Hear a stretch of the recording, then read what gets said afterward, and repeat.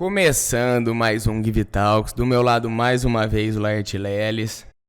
E aí pessoal, tudo bem? Seja bem-vindo aí ao nosso mais um episódio. Trouxe mais uma pessoa especial e também falando de um assunto da nossa atualidade, né? Hoje, além da gente falar com o nosso convidado, sobre o nosso convidado, a gente vai falar de um tema que acabou chegando nas últimas semanas, que é o confronto entre a Rússia e a Ucrânia. A gente vai conversar um pouco sobre o porquê, as consequências, tanto para o mundo quanto para a gente vai dar uma contextualizada no máximo que a gente conseguir aqui dentro do nosso tempo também. A gente sabe que é um assunto muito abrangente, então a gente vai tentar passar pelo que der aqui da forma mais contextualizada para você de casa também estar entendendo aí. Bom, vamos para a apresentação do nosso convidado, João Fernando Finazzi, ele que é professor da PUC Minas, já foi professor da PUC São Paulo, é pesquisador pelo Instituto Nacional de Ciência e Tecnologia de Estudos sobre os Estados Unidos, é pesquisador também através de um grupo de estudos da PUC São Paulo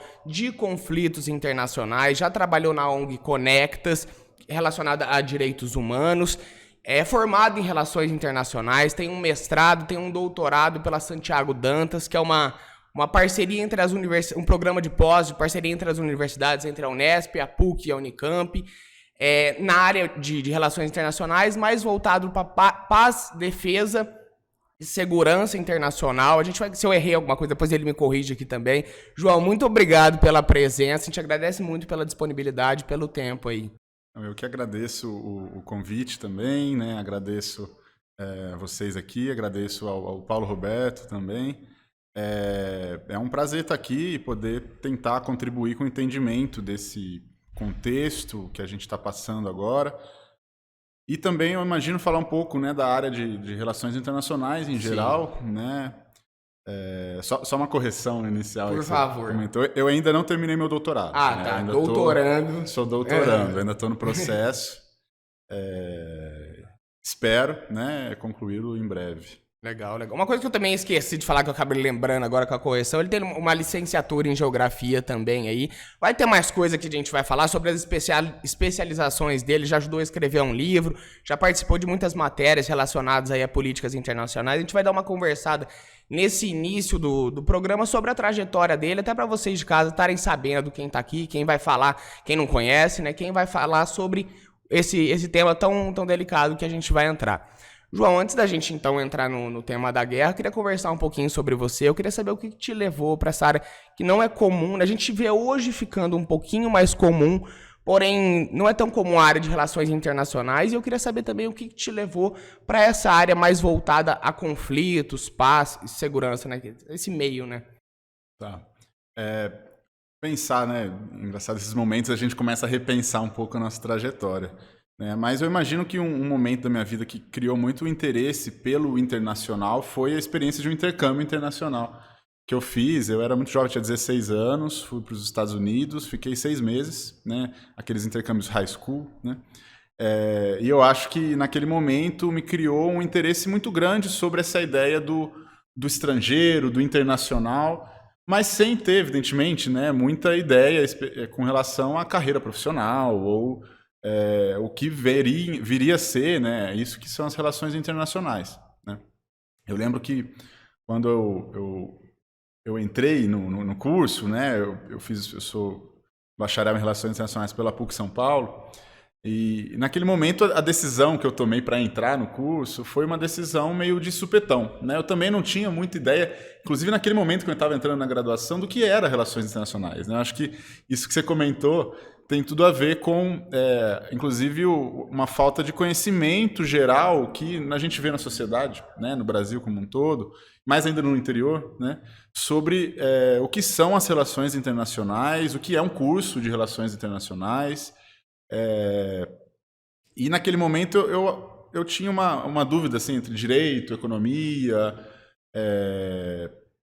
administração, e eu olhei por cima um pouco assim o currículo, né, da graduação, e falei, essas matérias me enquadram um pouco e tem esse lado do internacional, né? Acabei entrando.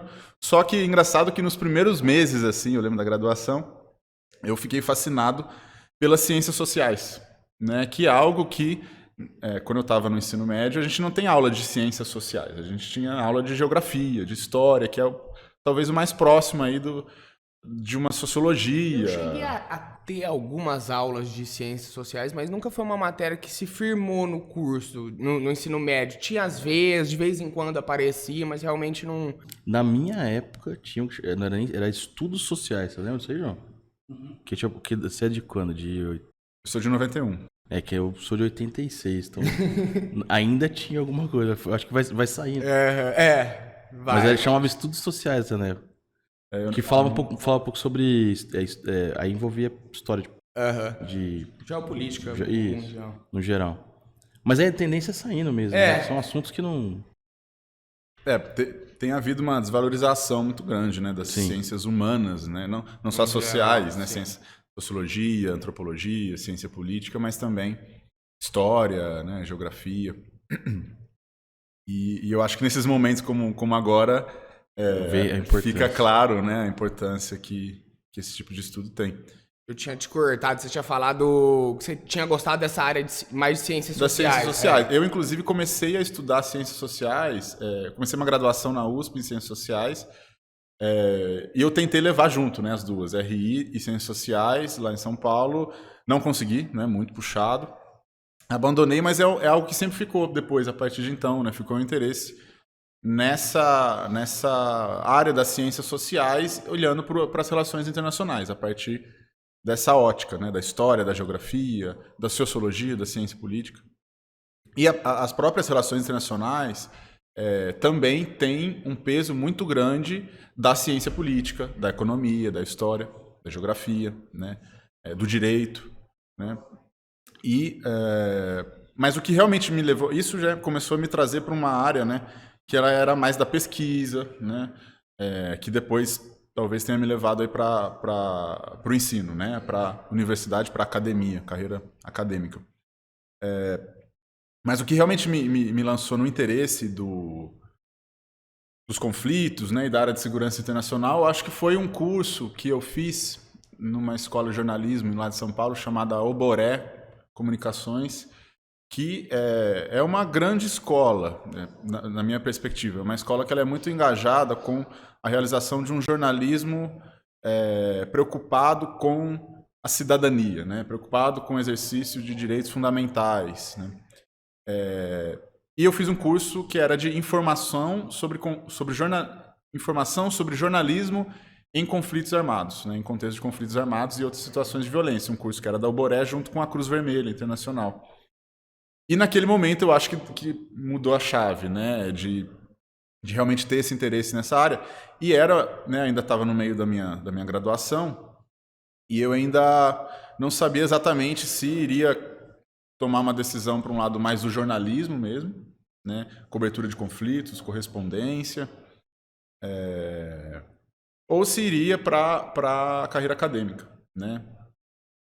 Acabei optando pela carreira acadêmica, mas eu até hoje tenho esse interesse no jornalismo. Acho que dá para se ter uma aliança muito importante entre as relações internacionais e o jornalismo. Em 2013, em 2014, eu comecei o meu mestrado em Relações Internacionais no programa Santiago Dantas, né, que é um programa da Unesp, da Unicamp e da PUC São Paulo, interinstitucional, uma iniciativa bem interessante, estudando o caso especificamente dos conflitos no Haiti, né, na área de paz, defesa e segurança internacional, né. Naquele momento também ingressei no grupo de estudos em conflitos internacionais, que é um grupo da PUC São Paulo, né. Depois a gente Por que o Haiti? Naquele momento, era um momento que o Brasil estava engajado no país, né. O Brasil enviou tropas ao Haiti em 2004, dentro do contexto de uma operação de paz da ONU, né. Vocês me interrompam a qualquer momento se precisar especificar alguma coisa, né? Porque eu também não sei até que ponto, o que é a operação de paz e tal. Mas, enfim, vocês fiquem à vontade também para me interromper. O Brasil estava com tropas no Haiti desde 2004. Essas tropas ficaram até 2017, ficaram 13 anos lá. E também era algo muito pouco falado, né, nos jornais. E eu tinha um interesse para repensar as narrativas, as principais narrativas que vinham desse engajamento. Era algo que me incomodava. Isso lá em 2013, 2014. Então, eu acabei optando, né, por esse estudo do Haiti dessa perspectiva. E ficou, né? E ficou. Eu tenho estudado o Haiti e as relações dos Estados Unidos com o Haiti também, porque a pesquisa foi mostrando a importância que o país tem, principalmente para os Estados Unidos, né? E eu acabei ficando nesse estudo de caso, né, dessas relações dos Estados Unidos e Haiti, aí já faz uns 8 anos, né? E ao longo desse tempo também, né, eu comecei a fazer parte de desses dois, um grupo de estudos, né, e um instituto nacional, né, que é o Instituto Nacional de Ciência e Tecnologia para Estudos sobre os Estados Unidos, INCT-INEU, né, essas siglas, que é uma rede muito qualificada de grandes pesquisadores do Brasil todo. Eu acho que é interessante pontuar isso, com diversas iniciativas, né, em diversas áreas. Tanto iniciativas de pesquisa acadêmica, formulação de livros de pesquisa, formação de novos pesquisadores, então gente do mestrado, do doutorado, iniciação científica também participando, diversas universidades do Brasil, com livros acadêmicos, inserção também para além simplesmente, né, da academia, porque a academia também tem uma questão de ser meio fechada, mas ela também, né, se enxerga uma série de iniciativas também que pretendem fazer uma articulação com o restante da sociedade, né? Não é algo que também se isola. Então, o INEU trabalha muito nisso também, né, de fazer informes, de fazer análises para um público mais amplo, né? A gente sabe que são linguagens diferentes, né? Então, há essa preocupação. E também fazendo parte do grupo de estudos em conflitos internacionais da PUC, né, coordenado pelo professor Reginaldo Nasser, que também é um grande pesquisador de conflitos internacionais, que é um grupo que vem mais ou menos aí, se eu não me engano, 2014 também, 2015, que ele foi criado. E desde então também tem formado alguns pesquisadores, né, doutorandos também que entraram, mestrandos, pessoal de iniciação científica, pessoal da graduação também. Então, você já comecei a falar da trajetória, né? Como que eu cheguei onde eu cheguei agora, né? Em termos de carreira, né? De processo. Então, eu acho que assim, o tema dos conflitos, né? Por vezes, dá-se essa impressão que as coisas acontecem do nada também, né? Acho que o caso da Ucrânia, né?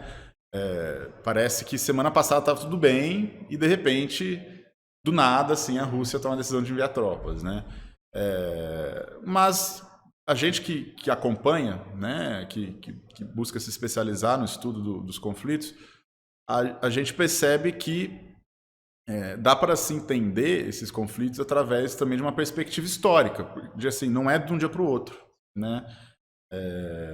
A gente pode falar o caso da Ucrânia e voltar lá para a Guerra Fria, anos 90, anos 2000. Isso a gente vai falar. A gente pode chegar, mas... Teve até um caso recente, né, de 2014, da Crimeia, né? Isso, a gente pode comentar também.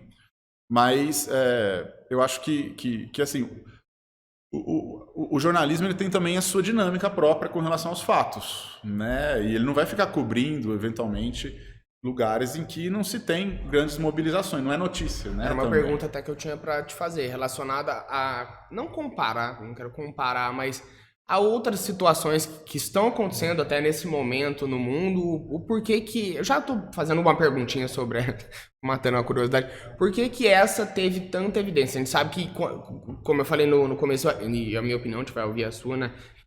Que é um leigo falando, que está tentando aprender. Quando envolve uma potência, a situação é óbvio que é escalonada de uma forma maior. Mas por que essa guerra teve tanta atenção assim, diferente das outras? Ou por que, né, disso? É uma boa pergunta, né? Eu acho que você já respondeu parte dela, né? Envolve grandes potências, né? Então, quando há envolvimento de grandes potências, há uma atenção por conta das possíveis consequências e reações e como isso mobiliza também em termos midiáticos, né? Então, envolvimento de grandes potências é uma variável importante para entender por que tem essa atenção.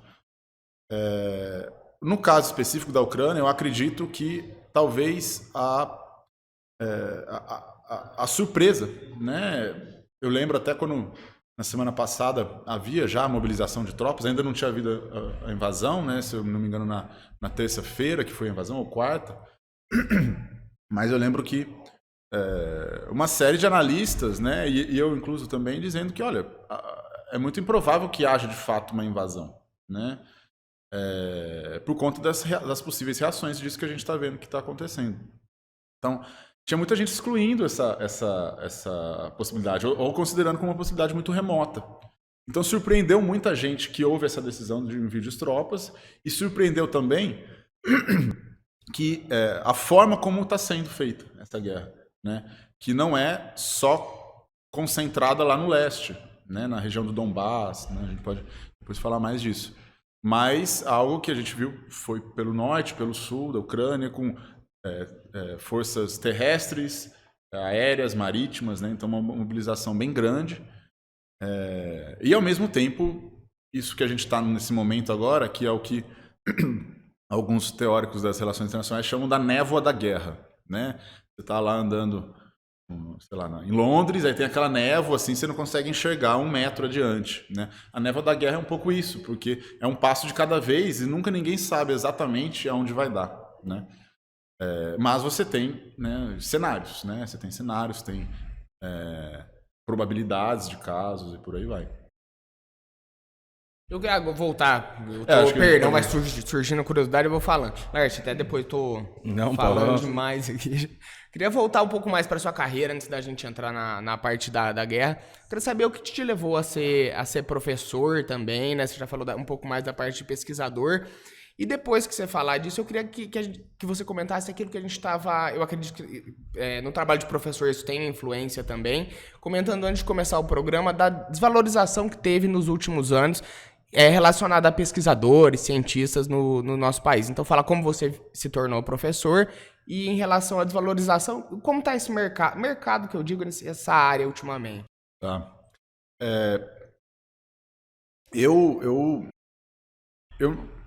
Eu fui chegando próximo de ser professor. Eu acho que assim, o processo foi gradual, né? Tem gente que desde criança, né? Eu quero ser professor.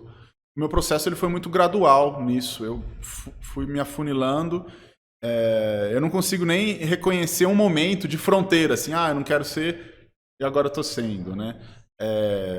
Mas eu acho que o que me trouxe muito a isso foi uma insatisfação com o conhecimento, né? Então essa ideia de procurar, né? Procurar entender mais das coisas, isso me trouxe muito para essa área, porque a gente é professor, mas a gente é muito aluno também, né? O professor ele aprende muito e isso ajuda do ponto de vista, né, de uma satisfação própria com relação a isso. E por outro lado, é uma profissão que eu acho que essa questão da ação comunitária, de certa forma, né, de dar-se à comunidade, né, de ajudar o outro também, tem esse lado que cada vez mais eu tenho valorizado também, né? De inclusive se envolver nas discussões sociais, né? Nas discussões fora da universidade, né? Como aqui também. Então ter esse papel público, né? Esse papel social de lidar com a transformação social das pessoas e de ajudar de alguma forma também é um outro lado da profissão de professor que me levou a isso, né? Que fez com que eu optasse por essa carreira, né? É claro que não sem os seus diversos obstáculos, né? Como você comentou, que nos últimos anos, né, foram muito difíceis, né? E eu digo isso não só a experiência própria, mas uma série de colegas e de pesquisadores que nos últimos 10 anos, se a gente for colocar assim, ou mudaram de área, né? Gente que investiu e nas quais foram investidos também muito dinheiro e muito tempo e muita dedicação do próprio Estado brasileiro, seja em bolsa, seja em formação de programas, né? Seja em formação de grupos de pesquisa, em redes de pesquisa, né? Um projeto de longo prazo que existia e que acabou se desmoronando, né? seja pessoas que mudaram de área, seja pessoas que saíram do país, né? Tem muita gente muito qualificada que hoje em dia, né, doutores, né, que estão trabalhando em áreas completamente fora disso pelo que o Alce se preparou nos últimos 10 anos também, 10, 15 anos.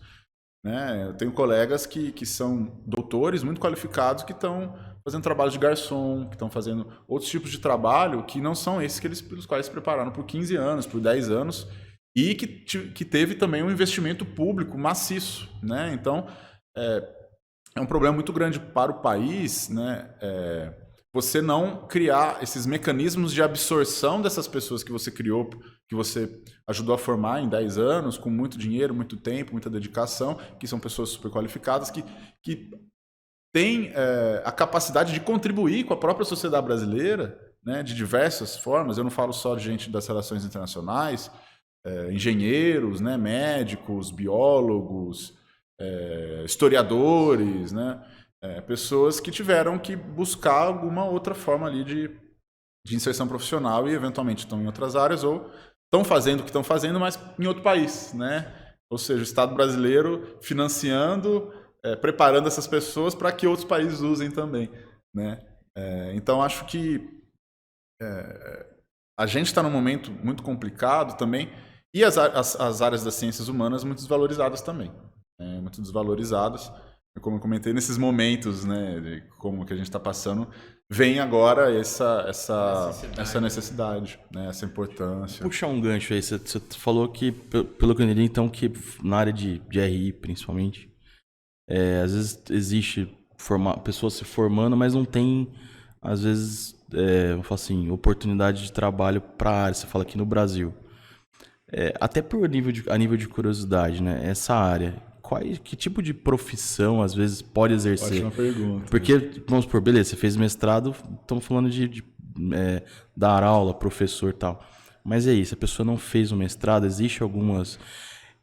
Assim, particularmente eu vejo uma grande importância agora, né? Nós estamos falando de inflação, muita coisa que poderia talvez até ser evitada. Né? Talvez, sei lá, se você consegue prever alguma coisa... Eu imagino um conflito, talvez, por que não evitá-lo, né? Então, eu acho que essa profissão, pelo que eu entendo, você tem essa visão de previsão de, pô, pode acontecer, como evitar isso? Mas, enfim, voltando à pergunta, que tipo de profissão, né? Dentro da iniciativa privada também, que eu acho que o governo também não é só a responsabilidade dele também gerar emprego, mas a iniciativa privada, enfim, o RI, se você puder te explicar para a galera aí. Ótima pergunta, né? Só um adendo que eu estava falando, assim, essas dificuldades, elas são mais do ponto de vista da academia, né? Academia, pesquisadores, perfeito. Doutores e mestres que saíram do país e que estão atuando de outro lugar. Mas é evidente que numa crise econômica em geral, todas as áreas sofrem também. Né? Mas o profissional de relações internacionais, e essa eu acho que é uma pergunta muito importante, né? O que ele faz? Né? O que é alguém que sai do curso de relações internacionais? O egresso do curso de Relações Internacionais ele está muito habilitado para compreender cenários internacionais, né? Isso que que você comentou um pouco também. Né? E o leque de atuação ele é muito amplo, ele é muito grande. Né? O engenheiro, né, ou faz engenharia vira engenheiro, faz medicina vira médico, já tem um ofício muito claro de inserção. Já o profissional de Relações Internacionais ele vai ter uma bagagem de formação em economia, em história, em geografia, em estudo de organizações internacionais, estudo de estratégias, estudo de táticas e estratégias, estudos de análise de conjuntura, direito também, geopolítica. Né? É um currículo que ele é multidisciplinar. Isso faz com que ele tenha esse problema de não ter uma área específica, né? Mas, por outro lado, isso também é uma vantagem que ele pode, a partir disso, trazer esse diferencial para aquela área posterior que depois esse profissional escolher. Né? Então, eu tenho colegas, né, do tempo da graduação que estão atuando em todas as áreas profissionais. Né? Tem gente trabalhando com ONG, tem gente trabalhando em empresas, tem gente que trabalha com importação e exportação. O jornalismo acaba sendo uma saída muito grande. Né? Tem gente no mercado financeiro, né? Porque o profissional de relações internacionais, ele tem esse diferencial que é o ponto forte e fraco ao mesmo tempo, né? Que é esse olhar para o internacional, especificamente, né? Então, o trabalho, eventualmente, de consultoria, de assessoria, né? Qualquer empresa grande hoje, né? Eu imagino, tem uma atenção, mesmo que não seja uma atenção sistematizada, mas tem algum tipo de reflexão e de olhar para esse cenário internacional, né? E as consequências a gente está vendo, né? Então, um profissional habilitado, mais especificamente, com esse olhar mais sensibilizado para pensar essas dinâmicas políticas, econômicas, sociais, é um pouco o perfil do egresso de relações internacionais, né? Não é necessariamente academia, né? Então, eu tenho esses colegas que estão... Governo também, né? Nos últimos anos cresceu bastante... uma série de cidades criaram secretarias de relações internacionais, que são secretarias que têm uma atuação voltada no sentido da importação e exportação de modelos de política pública, né? Então, envia alguém lá para uma cidade do interior da Itália que tem características semelhantes, eventualmente, com São João, vamos pensar assim, e estuda os programas de política pública que são desenvolvidos lá e tenta trazer para cá. E o vice-versa também, né? Além de relações, por exemplo, hoje chama, né, a diplomacia corporativa, né, de você ter uma negociação internacional entre empresas internacionais, né? Uma empresa brasileira negocia com uma empresa chinesa, e você ter algum tipo de profissional ali das relações internacionais que possa auxiliar na criação do cenário, né? Na apresentação, eventualmente, de algumas especificidades daquele caso que vai ser negociado, né? Claro, não é um economista especificamente, né? Mas tem esse olhar do internacional que depois pode ser trabalhado do lado da economia, né? Do lado do direito, do lado da análise política, né? Tem muita gente que faz também análise de conjuntura política e consultoria também, consultoria política internacional, né? Exatamente para responder perguntas como assim, essa guerra vai durar quanto tempo? Né? Vai ter uma guerra mundial? Né? Os Estados Unidos vão entrar? Essas perguntas que hoje a gente está pensando... Que vamos perguntar também. Quem tem uma empresa, eventualmente, com um contato frequente com essa dinâmica internacional, ela está fazendo outras perguntas também e de outras formas, a todo momento também ela quer saber, né, sobre desdobramentos dos cenários internacionais, não só Ucrânia e guerra com a Rússia, né? Então, acho que o profissional de RI, ele tem essa habilidade de fazer esse olhar, né? E aí, a partir disso, se especializar, né, no seu tipo de atuação que gostaria, né? ONGs, né? Eu mesmo passei por uma ONG de direitos humanos, né? Eu acho que eu não cheguei a comentar, a Conectas. Então, o perfil acho que é um pouco esse, né? E é uma área que ela é relativamente nova, né? Não é tão nova assim, mas no Brasil aí cresceu bastante nos últimos 15 anos também. Mas eu acho que ela é muito promissora, né? Num mundo que é cada vez mais globalizado. Num mundo em que, né, quem imaginaria, pelo menos eu quando eu era criança, quando eu era jovem, eu acho que eu nunca imaginaria que eu ia estar em São João da Boa Vista discutindo política internacional, né? Mas a gente está por quê? Por conta desse processo de globalização, né? Campinas fazendo voos internacionais, né? Algo que choca gerações passadas, né? Mas é algo que, quando a gente para observar o processo histórico, parece que é a tendência, né? Uma interconexão, uma globalização, com todos os seus problemas, né? Sim. Mas é difícil você voltar a um mundo de isolamento dos estados, né? A gente está vendo, depois a gente pode falar mais também, mas as questões das sanções, né? Que ela também é uma faca de dois gumes. Né?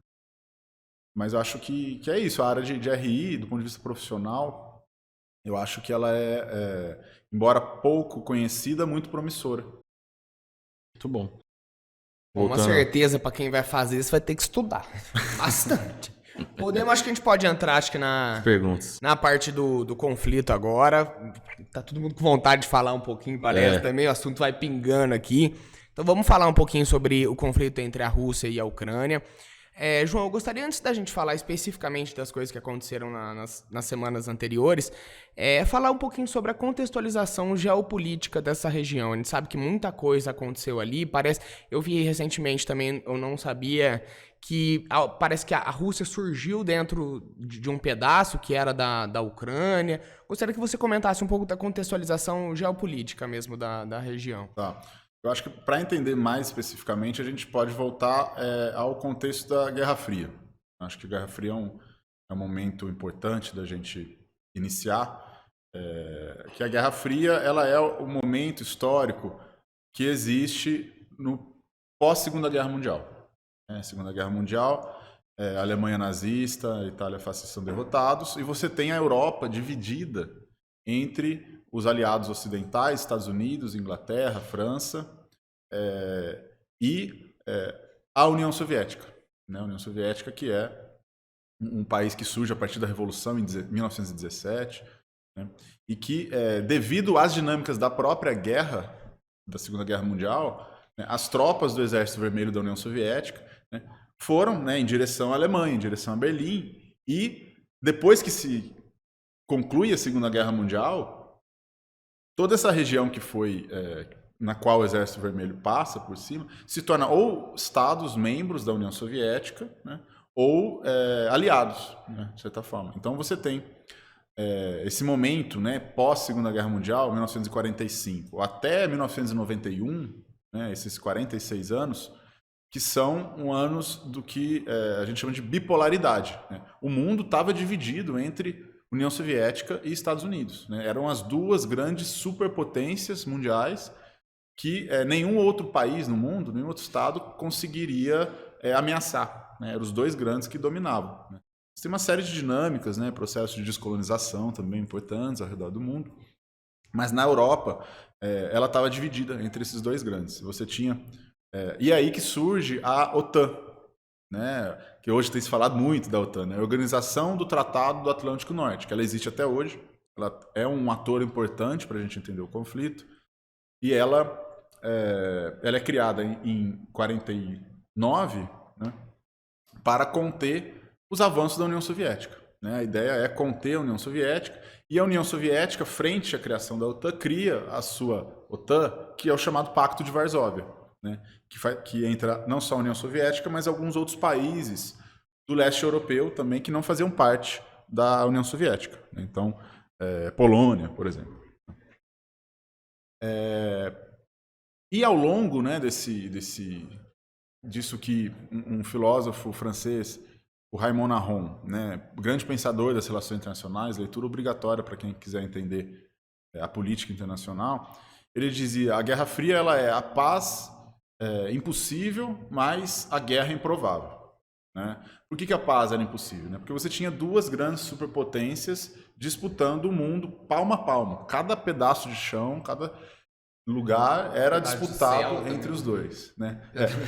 Do céu também, do espaço. Né? Disputado palmo a palmo por essas superpotências. Então a paz ela era impossível. Né? Eram sociedades que tinham visões de mundo profundamente distintas. Né? A União Soviética não tinha propriedade privada, propriedade estatal. Né? Então elas eram também inconciliáveis nesse sentido. Né? Elas eram, uma negava a outra. Não dá para você ter as duas no mesmo, né? Ocupando o mesmo espaço. Né? Mas a paz ela era... A guerra ela era improvável também porque eram duas potências atômicas. Né? E o Aron ele traz muito bem essa análise, que ele é um dos grandes pensadores que vai falar a importância que o armamento nuclear teve para mudar a guerra. Né? Porque a partir do momento que você tem esse armamento, né, ele tem uma capacidade destrutiva tão grande que é um negócio meio doido de entender, né, mas que é como se dissesse assim, existe para não ser usado. Ele existe para dissuadir, para dizer, olha, eu posso usar, mas os lados sabendo que se houver a utilização, você tem uma destruição do planeta Terra, o que contraria a própria lógica da guerra e da política. Então, os anos da Guerra Fria são esses anos de paz impossível e guerra improvável, em que você tem esse equilíbrio nuclear e a disputa entre as duas superpotências. Terminada a Guerra Fria, né, a União Soviética ela se dissolve, né, você tem a dissolução da União Soviética em 1991, e da União Soviética nasce a Rússia, né, que é o grande país ali que herdou o armamento nuclear também, que existia na União Soviética, e também uma série de outros estados menores, né, Letônia, Lituânia, Estônia, a própria Ucrânia, né, Belarus, né, países que faziam parte da União Soviética, deixa de ser um país só, deixa de ser a própria União Soviética, e se torna países distintos. Tem a Ucrânia e você tem a Rússia. A Rússia passava por uma crise, né? Ela passa por uma crise a partir desse momento, 1991, até início dos anos 2000, né? Uma crise econômica, política e social profunda, né? Você tinha, se não me engano, 25% de pessoas abaixo da linha da pobreza. Tem umas cenas assim do centro de Moscou, uma série de moradores de rua, gente na fila de comida, né? Essas cenas de crise econômica que a gente observa. Então a Rússia ela estava no momento de voltar-se a si mesma internamente e tentar reconstruir isso, né? Por outro lado, ao longo dos anos 90, aquela organização, a OTAN, né, a Organização do Tratado do Atlântico Norte, que foi criada para conter o avanço das tropas soviéticas no restante da Europa, ela não só não deixa de existir, né? A União Soviética... Eu até te fiz uma pergunta, eu fiquei a dúvida agora. Quando a União Soviética ela é dissolvida, o Tratado de Varsóvia também já não existe mais? Também não existe mais. Tá, então faz sentido, porque ou seja, a OTAN ainda permaneceu. E a OTAN permaneceu. E ela foi criada para conter a União Soviética. Que não fazia mais sentido. Não fazia mais sentido. Sim. Então ela entra, inclusive, numa crise, alguns dizem crise de identidade, né? Mas houve uma reflexão ao longo dos anos 90, dentro da própria OTAN, sobre o papel que ela ia ter agora. Uhum. A gente vai deixar de existir, vai continuar existindo, o que a gente faz agora? A nossa razão de existir deixou de existir, né? Eu até achei, teve umas imagens, teve alguma coisa, que eu não acompanho muito, que eu achei interessante, talvez, agora você falando, fez uma ligação, que quando a Rússia estava invadindo, assim, alguns tanques, tinha a bandeira da União Soviética. Você chegou a ver isso? Eu não cheguei a ver isso. Mas... Tinha alguns tanques, umas coisas que falou, pô, bandeira da União Soviética, que é uma coisa que, tipo, não existe mais, então talvez, não sei, até, porque eu lembro que tem uma especulação que não sabe o real motivo, talvez você saiba falar, mas foi por causa disso, foi por causa daquilo, mas eu vi isso, acho que foi algum documentário, eu vi tanques, em vez de ter tipo bandeira tipo, da Rússia, mas bandeira da União Soviética invadindo a Ucrânia. Eu não cheguei a ver isso, mas você teve também, quando cai a União Soviética, você teve a bandeira da monarquia, do czar, que pegaram também, que devia estar guardada lá. Desde a Revolução de 1917, guardada na gaveta, alguém pegou e saiu com a bandeira do czar, né? Então, assim, você tem... Eu não sei de confirmar essa informação, mas pode ter, mas isso não tem... Talvez ligação direta. Não tem ligação alguma, né? Não tem ligação alguma, porque... Não existe mais. Essa questão da propriedade privada, né? A estatização da propriedade. E toda a ideologia que fundamentava a União Soviética, ela deixou de existir, desse lado da ideologia comunista ali na Rússia, né? Isso deixou de existir, né? Mas a Rússia continuou sendo a Rússia, né? A Rússia tem um passado também de um grande império europeu ao longo do século XIX, século XVIII. Né? Você comentou, né, a ideia de que nasceu lá de parte da Ucrânia, né, região lá do Ruskiev, né, que é parte da narrativa que o Putin busca usar para legitimar a ação dele, né? Mas a gente se pergunta também, será que em 100 anos na Ucrânia você não teve a criação de uma identidade nacional? Né? O Putin vai dizer, a Ucrânia é uma abstração, né, é uma nação que não existe, é uma criação. Mas toda nação é isso. Toda nação é uma criação. São pessoas que vão se identificar através de mitos, né? Mitos de origem nacional, né? Do nascimento da nação, símbolos nacionais, né? Toda nação ela é uma criação social nesse sentido, né? Então, nos anos 90, né? A União Soviética ela deixa de existir e a OTAN ela fica, ao longo desses anos, sem saber muito bem o que fazer. A resposta vai vir a partir dos Estados Unidos, né? Os Estados Unidos, grande potência ainda, né? Os anos 90 é o momento em que alguns autores chamam do momento unipolar. É um momento que você tem um predomínio incontestável dos Estados Unidos na política internacional, né? Esse grande nêmesis, né? O grande opositor que era a União Soviética deixou de existir, então agora os anos 90 são os anos americanos, assim, os anos dos Estados Unidos. A resposta que se encontra, né, de atuação da OTAN não é nem no sentido dela deixar de existir, mas se expandir. Isso que acontece, né? Em 1999 você tem a primeira expansão da OTAN para o leste europeu, já pegando alguns países que faziam parte do Pacto de Varsóvia, né? Já entram na OTAN, né, naquele momento. E essa expansão, já em 90, se eu não me engano, 95, 96, já se começou a dizer sobre a expansão, que ela acontece em 99. E quando há esse processo, né, de discussão sobre a expansão ou não, você tem resistências dentro dos próprios Estados Unidos. Tem um teórico das relações internacionais, que ele é vivo até hoje, professor americano, um grande nome, que a gente estuda, inclusive, que é o chamado John Mearsheimer, né? Ele é um teórico chamado realismo político, e ele foi um grande crítico desse processo.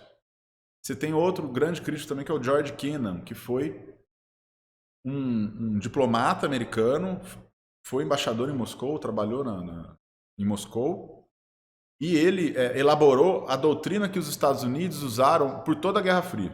Ele é um dos grandes responsáveis por isso, que ele chamava doutrina da contenção da União Soviética. Veja, não é a doutrina da expansão em direção à União Soviética, de contenção. Por quê? A ideia era fazer um anel de bases militares ao redor do mundo, que é isso que os Estados Unidos têm hoje. Os Estados Unidos, de longe, tem mais de 200 bases militares ao redor do mundo.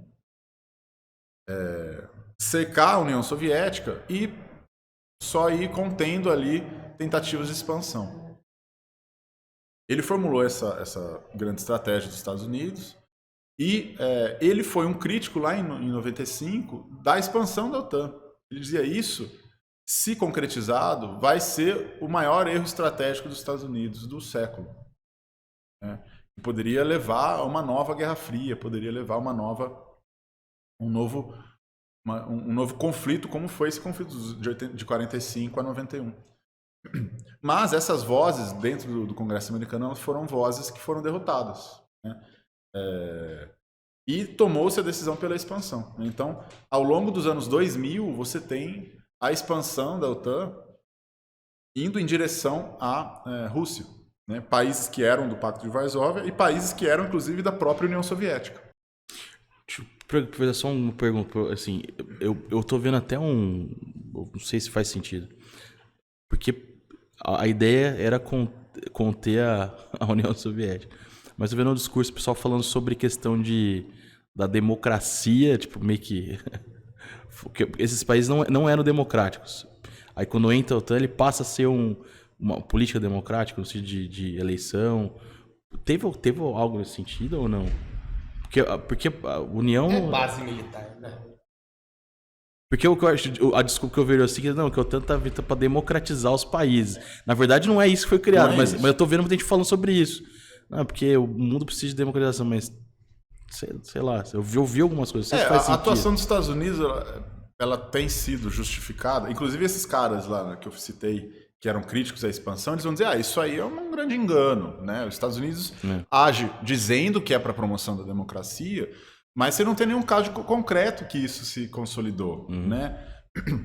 Alguns países do leste europeu, é difícil dizer que há uma democracia liberal, né? Vejam, por exemplo, tentativa de democratização, às vezes teve no Iraque, no Afeganistão, né? São projetos que buscam também, as grandes potências, legitimar suas ações. Assim como, do outro lado, a Rússia vai buscar tentar legitimar, inclusive está dizendo, né, boa parte do discurso da Rússia, dizendo que é a autodeterminação dos povos da Ucrânia, né, daqueles povos das províncias separatistas ali, que é uma ação para conter o ditador Zelensky, que é o presidente ucraniano, né? Então a Rússia também está promovendo a democracia ali, né? Assim como os Estados Unidos vai dizer, a promoção da democracia. Então, quando a gente está falando do que está acontecendo na Ucrânia, né, é uma questão geopolítica, né? Ela é fortemente geopolítica. Geopolítica nesse sentido da disputa por território, por recursos, pelo domínio de massas territoriais grandes, escoamento de produção, né? E essa dinâmica da geopolítica, ela não tem margem para ideologia, né? É direita, esquerda, tal. Não tem essa margem, né? São disputas por recurso, por domínio de população, domínio de rotas, né? De envio de mercadoria. Então, eu acho que essa questão da promoção da democracia, ela é muito mais algo para mascarar, né, os interesses. Política. Né? E nos anos, né, ao longo dos anos 2000, com a expansão da OTAN, né, ela não só continua expandindo, como ela também vai atuar fora da Europa. A OTAN participou da ocupação do Iraque a partir de 2003, no Oriente Médio, né? Ao sul da Rússia ali, né? Participou da atuação no Afeganistão, né? Da guerra no Afeganistão a partir de 2001, participou do bombardeio da Líbia em 2014, se eu não me engano. Então, isso para os russos, né? Agora eu gosto de falar isso para os alunos. Você quer entender César, pensa como César. Você quer entender o Putin, né? Tenta pensar como Putin, né? Então, para os russos, é claro que a guerra também não se resume ao Putin, acho que é importante deixar isso claro. Mas para os russos, para o Estado russo, começa a se criar uma percepção de, olha, eu estou ficando cercado. Tô ferrado. Daqui a Eu pouco estou aqui, tá expandindo na minha direção. No meu quintal aqui já. Não só ali na Europa, estão vindo pelo sul também, pelo Oriente Médio. Cercando. Então, eu vou criar formas de tentar me garantir, reagir de algum jeito, né? E na política internacional essas coisas demoram, né? É manobrar grandes petroleiros, né? O teu raio de curva, assim, é imenso, né? Você fazer uma curvinha, você tem que ir lá na frente alguns anos, assim, e depois consegue. Então, política internacional tem esse longo prazo, tem o seu tempo também nesse sentido. E em alguns momentos parece que a história se acelera, que é isso que a gente está passando, né? Dia a dia aí, prestando atenção nisso. Então, eu acho que assim, talvez o gatilho, um dos gatilhos aí desse caso específico da Ucrânia, né? Ucrânia é como se fosse assim, qualquer lugar do mundo pode, assim, tem menos chance da Rússia reagir do que a Ucrânia. A Ucrânia é assim, como se fosse, não pode mexer ali não pode mexer. Ele avisou ainda, né? Não, diversas vezes. Diversas vezes. Foi avisar, uma questão, porque só que também parece que o presidente da Ucrânia também, eu acho que eu vi uma discussão que ele falou acho que ele estava para entrar para a OTAN, ouvindo Isso. Sim. E aí eu acho que ele falou, não entra, tal, falando. E aí parece que a resposta do presidente foi assim, a gente é um país livre, se eu quiser entrar, pelo que eu entendi, não sei se me corrigiu errado, se eu quiser entrar, eu entro, uma coisa assim. Pelo que eu entendi, e poderia ter dito que não ia entrar, né? Poderia ter tido outra política, pô. Fala que não vai entrar, posição, né? Evitaria às vezes uma guerra. E no caso da Ucrânia, você tinha um governo que era aliado à Rússia até 2014. 2014, não sei se vocês lembram, foi aquele momento dos protestos, que o pessoal chama Euromaidan, né? Que é uma praça que tem em Kiev, né? Maidan é praça, ele falou, é a praça europeia, né? Porque havia também uma reação, né, frente à Rússia também, né? O negócio foi louco lá também, não foi? Foi louco. Teve... Tem até um documentário do Netflix, se eu não me engano, que conta. O trem foi maluco mesmo. Você teve tiroteios na praça, teve, se eu não me engano, mais de 60 pessoas mortas ali por snipers, né? Foi um momento ali que talvez sejam as raízes historicamente mais próximas do que a gente está vendo agora, né? 2014. E você tem esses protestos, essa mobilização popular e um golpe, que o presidente que era alinhado à Rússia, ele cai, entra um outro presidente, dessa vez aliado ao Ocidente, aos Estados Unidos. E o que também ajudou a fomentar, né, com o apoio dos Estados Unidos e do Ocidente, né? Apoiaram o presidente, apoiaram esse golpe, ajudaram a promover, ajudaram a financiar grupos, né? Que é algo, principalmente, que a narrativa russa também considera ali para tentar justificar, dizendo, olha, você tem grupos neonazistas, né, na Ucrânia, né, que foram criados também com apoio dos Estados Unidos, né? E em 2014 cai o presidente, entra esse outro presidente, que ele fica até 2019, que vai entrar o Zelensky, né? Só que em 2014 é um momento em que esse processo, né, do golpe e da retirada é um processo muito turbulento, né? Vocês viram, teve muitos atos de violência, né, muito violento.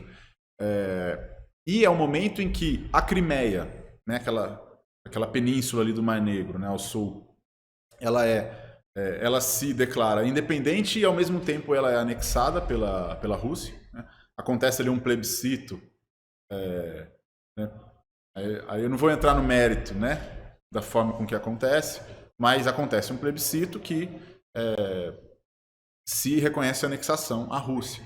E a região leste da Ucrânia, a região do Donbass, né, que o pessoal fala, onde você tem a província de Donetsk e Lugansk, né, é uma região que, a partir de 2014, ela se recusa a reconhecer o novo governo, que entra com o golpe. E se recusa ao ponto de pegar em armas, né? Essas regiões elas pegam em armas e elas entram em conflito com o governo central. Então, desde 2014 até agora, né, você tinha uma guerra civil, né, entre o governo central ucraniano e essas províncias separatistas. Elas queriam se tornar novos estados, né? Então, ao longo, né, de 2014, a partir daquele momento, você tem os chamados Acordos de Minsk, que são acordos que foram feitos em Belarus, né, o país norte ali da Ucrânia, entre a Ucrânia e a Rússia, para tentar pacificar nesse conflito, e que foram mediados pela Alemanha e pela França. Esses acordos não foram de fato cumpridos. Você teve uma série de violações ao acordo. Você teve nas últimas semanas e meses antes dessa invasão, ataques dentro do território dessas províncias separatistas, por exemplo, né? Isso ajuda a entender esse contexto mais próximo, né? Historicamente mais próximo, né? Então, o que estava em jogo ali, dentro da grande política, da grande dinâmica histórica, era a entrada da OTAN ou não, né? Que significaria você... Né? O Putin disse isso nos discursos, inclusive, né? Como que os Estados Unidos reagiria se eu colocasse mísseis no México ou no Canadá, né? Então, é isso que ele está usando para buscar justificar. Claro que não justifica, né? Não justifica a violação da soberania de um Estado, né? Não justifica uma guerra, né? Não justifica você romper com um direito internacional. Eu acho até importante você estar falando isso, porque você está contextualizando. Isso. Você não está dando opinião aqui, claro. Em nenhum momento. Tudo que você está falando são coisas que de fato aconteceram. Que às vezes alguém de casa fala, não, nossa, mas precisa falar que a guerra é um caos. É óbvio que a guerra é um caos, é óbvio que é uma coisa completamente sem sentido. A gente busca tentar entender, né, o porquê que acontece. Você já tem 1 milhão de refugiados, né? Os dados de hoje. Caramba. Já são 1 milhão de refugiados, né? Tem gente que diz que vai chegar a 1,5 milhão, talvez até 2 milhões. Vou fazer uma pergunta um pouco polêmica aqui. O Putin, ele teve... Eu vi cara, eu não vejo muito TV, mas eu pego uns insights, assim, me marca, né? Em algum dos comentários ele fala o seguinte, que a China é o travesseiro da Rússia, alguma coisa assim ele falou. Até falando se acontecer alguma coisa, eu tô com a China do meu lado aqui, uma coisa assim. A questão disso avançar, a China seria um aliado russo. Que a China acaba sendo uma saída pro Putin nessas questões. É que eu acho que a gente vai acabar entrando nessas sanções um pouquinho mais pra frente. Quando eu tô sendo completamente opinião aqui também. Eu sou leigo, eu tô pra aprender. Eu acho que se caso der ruim com o resto, que tá vendo que pode dar com as sanções, as mudanças de negociações, a China é a saída pra Rússia, né? Ficar bem economicamente, se estabilizar, né? Eu acho que... Sim, né? Há essa ideia que ela é lógica, né? De você dizer, olha, tá havendo um isolamento da Rússia, ela vai recorrer à China, vai aprofundar os laços ali com o mercado asiático e tal. Eu acho provável, né? Só que ao mesmo tempo tem que ver os posicionamentos que a China tem, né? Pelo que eu vi, tá? Eu também não sei dizer com tanta propriedade, mas pelo que eu vi, a China está tendo uma posição quase de tentar se colocar como neutra, né? Neutra no sentido de dizer, olha, isso aí não é problema meu, né? Ela se absteve no voto no Conselho de Segurança da ONU, né? O único veto foi o da Rússia, né? E Isso indica uma posição que é uma posição que a China tem tido muito pragmática também. Né? Porque a China depende do mundo inteiro, Houve né, uma cara? especulação Sei em lá. certo momento dela fazer, inclusive, mediação. Mas parece que não avançou. Mas... Ligou, né? Conversou. Porque, assim, uma crise como essa, eventualmente você precisa da mediação de uma grande potência, ou de um país mais importante, mais forte que Belarus, né? Que é um aliado da Rússia. Né? Precisaria de algo um pouco mais neutro nesse sentido. Né? Um país que tivesse algum peso, mas que ao mesmo tempo tivesse uma posição de razoável equidistância ali entre a Ucrânia e a Rússia. E aventou-se, num certo momento, eu vi nos jornais, mas depois isso parece que não se desenvolveu, da China fazer uma mediação. Né? Então, mas é questão do... Assim, foi só uma... Acho que não aconteceu nada. Aquela movimentação do Taiwan, acho que foi foi a China que foi... Ou não? Que ela tinha alguma questão também de geopolítica, se eu não me engano, acho que o Taiwan, se eu não me engano. E ela, tipo, começou a movimentar, entrou o país em alerta no mesmo tempo que a Rússia começou ali a movimentação com a Ucrânia. Mas a China não reconhece Taiwan como Estado. Né? Já reconhece a Ucrânia como Estado. Sim. Né? Então tem essa diferença também. Para a China adota aquela política de uma só China. Então é como se dissesse Taiwan é uma zona separatista. Ela ainda é a China. No caso da Ucrânia, a China reconhece como um Estado independente, um Estado soberano. Né? Isso faz com que ela tenha um posicionamento um pouco distinto também. Eu só tô trazendo isso aqui porque, assim, que foi relatado, tipo, junto, falou assim, ó, pô, a China tá... E entrou em alerta, ela mandou, tipo, avião pra lá, pô, será que vai ter uma invasão? Houve uma especulação do Taiwan enquanto estava acontecendo na Ucrânia. Teve uma situação como talvez essa. deva ter sido parecido com o que foi o início desse conflito na Ucrânia, né? Do Putin mandar antes alguns veículos, Mas eu acho que alguns não aviões concluiu. para... Só foi uma movimentação ali. Isso tem acontecido já há muito tempo. Né, de movimentação Até de da tropas. própria Rússia, né? De mandar tropas isso para a isso Ucrânia. Talvez então às contínuo. vezes só relataram por estar acontecendo junto. Eu queria... Mas isso é contínuo. Não, pode completar. Não, é só dizer que é inclusive por isso que ficou todo mundo surpreso no caso da Ucrânia, porque essas mobilizações Acontecem, mas acontecem. Né? Mas nunca se efetiva. Claro, teve algumas diferenças em termos de quantidade de tropas, né, que começaram a apontar e tal, mas era algo que todo mundo dizia, é uma ameaça, uma dissuasão, ela não vai se cumprir. Né? É só para dizer, vamos negociar, né? A gente vai pressionar vocês para negociar. Agora, para entrar de vez no conflito, o que foi essa virada? A gente sabe, como você acabou de dizer, que era uma coisa corriqueira de envio de tropas. E você estava comentando também da possível entrada, do interesse da OTAN na entrada da Ucrânia no grupo. Eu queria saber o que foi essa virada já saiu nos jornais, né? Mas para quem não sabe, o que foi essa virada de chave que fez o Putin realmente acionar as tropas, assim? Não sei, não é nem se sabe ou não, né? Tem essas especulações, pode ser isso, pode ser aquilo. Algumas com um pouco mais ou um pouco menos de a gente ainda está na névoa da guerra, né? Então é muito difícil de dizer afirmações muito categóricas. Mas o que se fala seria essa questão da entrada da Ucrânia nesses grupos. Entrada da Ucrânia na OTAN, fundamentalmente, isso é um fato. Né? Isso é um fato muito importante. Mas aí, uma das perguntas talvez assim, por que agora então? Né? Ela está tentando entrar, justamente desde 2014, né? Que está se aproximando, né? E por que agora então? Alguns elementos podem ter contribuído a essa decisão de ser agora. Né? Desdobramentos dessa guerra civil ali no leste, né, da Ucrânia, entre o governo central e Luhansk e Donetsk.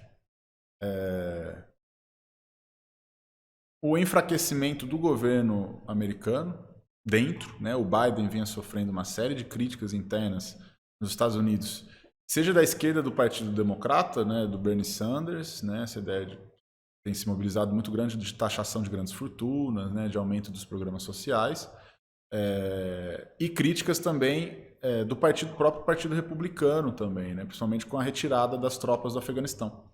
né? Então a retirada das tropas do Afeganistão criou um problema muito grande no Biden, né? E na base dele, interna ali dos Estados Unidos, que ajuda a gente a entender um pouco do momento assim, por que agora? Né? Porque ele viu uma oportunidade. O Estado está dividido, né? Teve aquela invasão do Capitólio no ano passado, né? Demonstra a gravidade da polarização e da divisão social dentro dos Estados Unidos. Né? São indícios que demonstram isso. A França vai passar por uma eleição, né? O Boris Johnson no Reino Unido estava sofrendo muitas críticas também, internas. Isso ajuda, talvez pode ajudar a entender assim, por que agora, né? Porque você tem um enfraquecimento ali dos adversários. Foi estratégico para ele falar, vou invadir, não vai ter reação. Provavelmente foi algo que ele tinha pensado. Estão dizendo muito isso, né? Que ele não contava com as sanções, não contava com essa reação tão unida. Eu não chegaria a dizer isso com tanta ênfase, né? Os estrategistas militares, assim, eles fazem planejamento de 5, 10, 15, 20 anos. Né? Eu acredito que o Putin, quando ele toma decisão, né? Quando esses grandes lideranças políticas tomam decisão, eles têm na frente deles ali uma pluralidade de cenários possíveis, né? E de reações possíveis frente àquela ação. Então, eu acho que é difícil dizer que ele não contava com uma reação eventualmente grave como essa que está acontecendo do ponto de vista das sanções. Mas, ao mesmo tempo, a gente não sabe muito bem também o que ele quer de fato. A gente não sabe onde ele quer chegar. Claro isso aí, né? É fato que ele não vai ir além da Ucrânia. Né? Olha lá, hein? É muito difícil. Ele vai atacar a Polônia. A sua opinião é que não ia invadir a Ucrânia. Tô brincando. Não, vai atacar a Polônia? Não, assim, eu não sei, vai saber. Não, mas vamos lá, então vou aliviar um pouco isso. Você tem o que é provável e o que é possível. Né? É possível? É possível, claro. É possível que tenha uma terceira guerra mundial? É possível. É possível que o Sol exploda agora? É possível. É possível que caia um meteoro? É possível. Isso é possível. Agora, é provável? Né? A probabilidade disso acontecer é muito mínima. A probabilidade de ter, né, uma invasão para além da Ucrânia, dele atacar a Polônia, com certeza. Ele é tão mínima ao ponto de eu dizer que não vai acontecer. Não vai acontecer. Entendeu? Mas no campo da possibilidade, existe muita coisa possível. Até porque o Putin, tá mais que claro que o cara é um gênio no sentido militar, né? Ele não faria uma coisa que realmente pudesse acabar com tudo. Eu acho que a gente pode entrar no assunto que está passando também, permeando aqui nossa conversa, que são as sanções, né, que começaram a acontecer. Eu vi também em relação à União Europeia e à Ucrânia, que começaram uma conversa, isso não sei se vai ser levado para frente ou não. Queria saber as consequências dessas mudanças, falar um pouquinho também, a gente sabe que o gás natural da Rússia é muito usado na Europa, tem muito mais, o petróleo também, a gente viu que subiu muito o preço. Eu queria saber, na sua opinião, né, quais que são as consequências dessas mudanças comerciais que o mundo vai começar a enfrentar agora? Acho que você tocou pontos fundamentais, né? Fornecimento de gás para a Europa, isso faz com que Alemanha e França sejam mediadores quase que naturais da situação devido à dependência que eles têm, né? Então, não é do interesse deles ter uma posição muito rígida na condenação da Rússia. É evidente que vão condenar, né? Mas se a gente conseguir colocar, né, um escopo, né, de graus e graus, né, os Estados Unidos estão numa ponta, a Alemanha e a França não estão completamente ali junto com eles, estão um pouquinho mais para cá. Questão do gás, petróleo, né? Petróleo, sem dúvida, a Rússia é um dos maiores produtores de petróleo do mundo. Fertilizantes, que a gente está ouvindo muito aqui no Brasil, né? O NPK, que o Brasil importa muito fertilizante da Rússia e Belarus, né? E é uma importação que ela passa pelos países bálticos, se não me engano, a Letônia, né? Os países bálticos eles estão ali no noroeste da Rússia, né? Em cima de Belarus, no norte de Belarus. E a importação passa por ali. E está fechada a fronteira agora, porque Belarus faz parte da OTAN. Desculpa. A Letônia, a Lituânia e a Estônia fazem parte da OTAN. E esse fertilizante ele passa por esses países ali, né? E a fronteira está fechada, né? Então, no caso do fertilizante, que é algo muito importante aqui para a gente no Brasil, que a Rússia não se limita só ao fertilizante, né? petróleo, gás, fertilizante, indústria, aviões, né? Indústria, tem uma indústria avançada também. Mas no caso fertilizantes, tem falado bastante aqui, acho que ficaria de olho aí nessa relação com o escoamento da produção ali, quando eventualmente pode se liberar ou não. Parece que hoje, né, ontem teve uma reunião já entre o governo ucraniano e o governo russo, que indicou um certo alívio, né, das tensões que estavam crescendo, então estabelecimento de corredor humanitário. Isso pode trazer consequências comerciais também, de aliviar alguma coisa ali. Até onde eu tinha visto, o governo brasileiro disse que não ia acompanhar, né, as sanções, né, mas a gente pode, assim, em algum momento vai chegar, né, a inflação de alimentos, né? Então, Ucrânia é uma grande produtora de trigo e de milho, né? Então, trigo, milho, fertilizantes e petróleo, né? E o petróleo, o barril já está 110, 120. Nesse sentido, você vai ter alta de preços. Eu acho que o maior desdobramento mais visível assim é a alta de preços, porque não só o alimento, né? Será que o pão na padaria vai subir? Né? Estou dizendo, em termos de probabilidade, é uma probabilidade maior. Né? Não só pelo trigo, mas também pelo combustível. Eu acho que vai acabar. Sabe o que eu acho? Assim, minha opinião, que até vai ser até ter um lado bom disso, vamos falar assim, no sentido de desenvolvimento, vamos falar assim, que nem no caso a pandemia, né? Que acelerou a parte de digitalização do mundo digital e tal. E o mundo está correndo para energias mais limpas, né? No sentido de carro elétrico, tal, solar, eólico, sei lá. E o gás e o petróleo é uma coisa que já está meio que... Estão tentando meio que... É lógico que não é... Faz-se muita coisa com isso.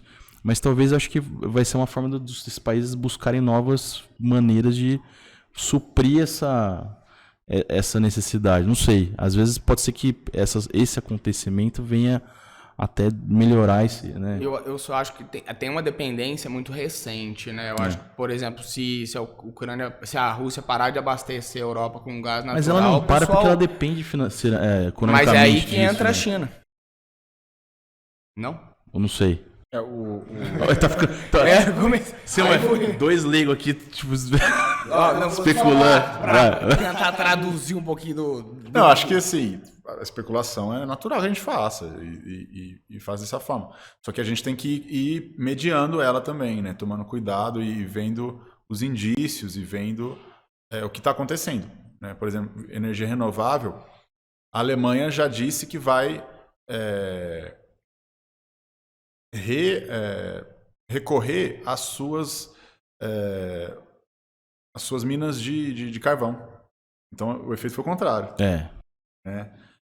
Mas, ao mesmo tempo, você tem uma série de gente dizendo o que você está dizendo. Uhum. Essa é uma oportunidade para a gente investir mais ainda em energia renovável, energia verde.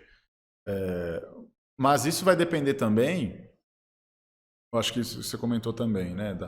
Do grau de dependência energética e com que velocidade você consegue fazer essa transformação não é do e os custos dessa transformação. A gente sabe que a mina de carvão, ela é muito mais barata, né? Você consegue gerar muito mais energia para um custo muito menor do que uma usina eólica, por exemplo, que você vai construir, tem todo esse investimento de longo prazo, né? Então, a gente tem que ver as reações que estão ocorrendo, né? E como eu disse, estamos no meio da névoa da guerra, né? A gente tem esses indícios para tentar entender. Não dá para saber, não dá para saber. O que a gente tem que fazer é fazendo essa leitura atenta das reações dos estados e também tomando cuidado de localizar o que é fato e o que é fake. Não, né? O que é fato e o que é interpretação dos fatos. O que é fake, evidentemente, também, né? O que é uma narrativa que entra num esforço de uma narrativa de guerra. A gente sabe que isso existe, né? O New York Times, ele tem embarcado muito numa narrativa favorável ao Biden. Isso não sou nem sou eu que estou dizendo, é um colunista lá da Folha que ele fez o estudo dos editoriais e das matérias que o New York Times tem dado, né? E se o que o Biden fizer, ele vai acertar sempre. Né? ele olhando para o New York Times. Então, há essa narrativa de guerra também, que é uma narrativa também que ela entra dentro de você ajudar a tomar determinada posição, né? É muito difícil, né? Eu vi, por exemplo, a Ucrânia está dando os dados dos soldados russos mortos, assim. Você vai acreditar nisso? Não tem como, né? Assim como o outro lado, não tem muito cabimento você seguir essa informação, né? Então, e esse momento essas coisas vão se misturando. Então, tomar muito cuidado com o que é fato, com o que realmente está acontecendo. A gente vê imagens, principalmente, e do que é fake e do que é interpretação sobre o fato. Uma especulação, eventualmente, uma ideia, os russos eles estão parados lá no norte de Kiev, aquela coluna de 50 quilômetros de tanques, de blindados, Vai invadir. Porque eles estão sem combustível e está com problema no moral da tropa. É difícil, né? Assim, você dizer, os caras estão sem combustível. É que teve um 100 vídeo... quilômetros de Belarus ali. É que acho que porque o pessoal teve um vídeo que eu até vi, assim, tinha um tanque parado e... Ó, pra você ver, não faz muito sentido.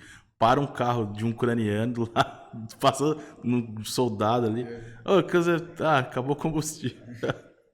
Mas é muito assim, não sei se é real isso aí, né? Porque às vezes o pessoal pega essas informações e pode cria ser de uma N, narrativa. pode ser de N lugares, pode ser de algum outro contexto igual aconteceu. Pode.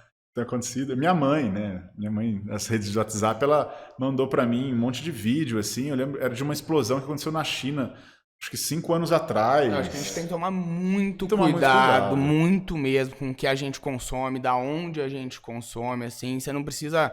não quero ver nesse veículo. Vem um outro veículo que tem uma credibilidade. Ver todos, né? Ver todos os veículos, se você puder. Porque realmente é uma coisa muito perigosa que está acontecendo.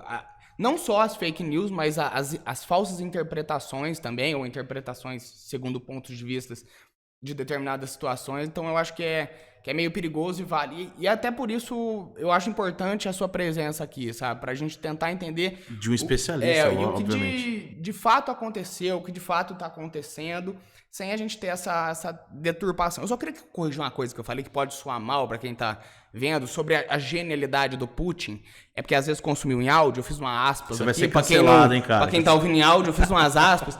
Porque é mais uma questão de inteligência militar, né? Ele é um cara que tem muita inteligência militar, não tô pra defender, pra criticar, não tô pra falar nada. Inteligência militar, só pra pontuar isso. Acho que a gente pode fazer o nosso... Vamos fazer intervalinho. Nosso intervalinho, a gente faz intervalinho de 5 minutos, depois entra na parte final já pra encerrar.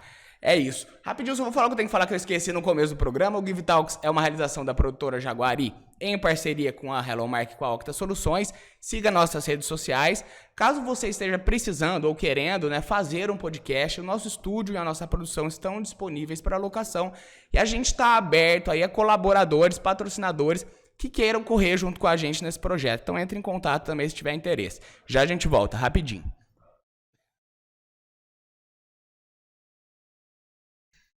Voltamos do nosso intervalo, hoje conversando com o João Fernando Finazzi, ele que é professor de Relações Internacionais, veio ajudar a gente a tentar entender um pouquinho desse conflito entre Rússia e Ucrânia. A gente conversou já sobre algumas questões que se passaram. Acho que você pode fazer essa pergunta que você tinha falado. Eu queria comentar uma outra coisa antes disso só. A gente comentou sobre algumas consequências econômicas que o mundo vai enfrentar. Porém, antes do programa, a gente estava comentando também sobre outras consequências que essa guerra acaba trazendo. Eu queria que você comentasse sobre essas outras consequências, além das econômicas que esse conflito gera. Tragédia humanitária, né? Tragédia humanitária. Acho que é bom sempre dar bastante destaque para isso, porque às vezes, falando de expansão da OTAN, as fronteiras, o território, parece que é um jogo de war, né? E a gente esquece que a gente está falando de vidas humanas ali que estão sofrendo profundamente, né? Os últimos dados são de 1 milhão de refugiados, né? Especulações aí de 1,5 milhão, talvez chegar a 2, mas e acho que consequências humanitárias fundamentais, grande maioria indo para a Polônia, e o que é significativo que está se demonstrando é a permanência em alguns lugares, em algumas posições na Europa, né, de posições racistas, né, e imperialistas, colonialistas. Né? Quando eu estava vindo para cá, eu vim vendo um deputado de extrema-direita espanhol disse com todas, né, assim, sem nenhum tipo de censura, e não foi censurado, de que os refugiados ucranianos são bem-vindos e os muçulmanos não são, né? Disse com todas as letras, né? Alguns dias atrás, o primeiro-ministro da Bulgária... Eu acho só legal falar uma coisa, que você usou a palavra censura, acho que muita gente pode falar, nossa, mas não tem que censurar nada. Essa censura que o João falou é a lei. Censura moral, censura legal. Né? Não tem essa de refugiado. É refugiado. O cara falou uma coisa que é passível de punição legal. Claro. E isso demonstra também as possíveis reações, né? A Europa já vinha passando por uma crise de refugiados muçulmanos e árabes, principalmente do Oriente Médio em geral e Norte da África, a partir de envolvimentos da própria OTAN. Como eu falei, Afeganistão e Iraque ajudou a criar a guerra da Síria também, que teve envolvimento russo, né? Ajudaram a criar uma massa imensa de pessoas que perderam tudo nas suas vidas e foram para a Europa, né, em busca de uma melhor qualidade de vida, em busca de sobrevivência, que são pessoas que estão fugindo da guerra. Né? Como é que ela pode ser uma ameaça? Ela está fugindo da ameaça. E a reação da Europa naquele momento, né, a grande reação, né, claro que você tem disputas dentro da sociedade também, né? Tem gente que tem posições muito mais favoráveis a essa vinda. Mas o que está se demonstrando agora é que aquilo que muita gente já denunciava, olha, você tem 2 pesos, 2 medidas, né? Você tem pessoas que acham que existe o bom refugiado, que ele é o branco de olho azul, ucraniano, europeu, civilizado, né, entre aspas, né? E o mau refugiado, que ele é o negro, que ele é o árabe, que ele é o muçulmano, né? Sendo que a OTAN tem a OTAN, os países europeus, a França, o Reino Unido, os Estados Unidos tiveram um papel fundamental bombardeando esses países do Oriente Médio, né? E a própria Rússia também, né? Então, as posições, né? E eu vi um texto de um jornalista africano esses dias, um texto muito bom, né? Criticando tanto Rússia quanto Estados Unidos, né? Ele dizendo, olha, a gente compreende a ação russa, mas compreender não é aceitar. Compreendemos a ação russa, condenamos a ação russa, mas não somos ingênuos com relação às supostas soluções promovidas pelos Estados Unidos e por alguns países europeus, né?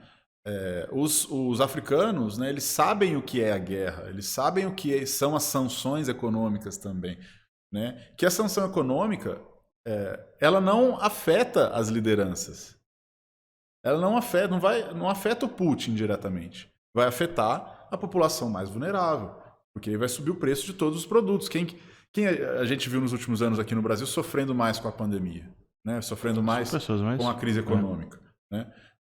Então as sanções, elas também às vezes parecem com um tipo de resposta boa, né? De certa forma, não vamos fazer guerra, vamos fazer sanção, né? Mas elas vão afetar a população mais pobre, que vai de novo, né, entrar numa espiral aí, não só da guerra, também agora sofrendo essas consequências econômicas da guerra, né? Então, a gente compreender a guerra, compreender o conflito, compreender a política internacional, de forma alguma apoiar, né? A gente entrar nessa análise. Ô João, antes de fazer a pergunta, até uma dúvida aqui. Você falando sobre a questão de assim, da questão humana, né? As pessoas morrendo e tal. A ONU, que tem esse papel aí, né? De proteger... Cara, eu tô vendo... Eu, particularmente, eu tô muito apagado nessa situação. Não vejo nenhuma movimentação nesse sentido. Por exemplo, uma situação começa um líder fazendo distinção de refugiado. Refugiado é refugiado, não importa.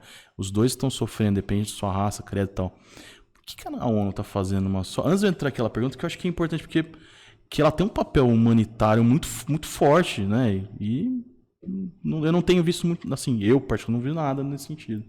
A ONU, ela tem uma série de problemas, que eu acho que vou começar dos problemas da ONU, né? Porque às vezes tem-se uma ideia de que a ONU vai solucionar alguma coisa nesse sentido, né? A ONU, ela só age através dos estados. Isso é importante pontuar. E o único espaço da ONU que tem poder de decisão para agir e tomar decisão, que vincula os estados, é o Conselho de Segurança da ONU, né? Que é um concerto dos grandes, né? Que você tem lá países que têm o chamado assento permanente e outros do assento rotativo. Esses do assento rotativo, o voto deles ele é simbólico, a posição deles é simbólica. A ONU não vai agir a partir do que eles se posicionarem. E os membros permanentes são aqueles que realmente mandam na ONU, né? Que são as grandes potências, né? Os países que têm poder de veto nesse conselho, de vetar uma decisão, são os Estados Unidos, o Reino Unido, França, China e Rússia. São 5 grandes, né? Que isso vem desde o momento que se cria a ONU também, que é o pós-Segunda Guerra Mundial, 45. Então, quando um desses 5 grandes não quer, a ONU não faz nada. O Conselho de Segurança da ONU não age, né? Teve, na semana passada, uma resolução condenando a Rússia, né, a invasão. A Rússia barrou, né? A Rússia vetou essa resolução. Então, nesse sentido, a ONU ela tem um papel muito mais simbólico, político nesse sentido, né, do que de realmente agir para, num caso como esse, né, de grande potência, né, solucionar, de fato. Por outro lado, ela também é um espaço importante de diplomacia e de troca dos estados. Ela é um lugar de conversa, de trocas, né? Que, num cenário, né,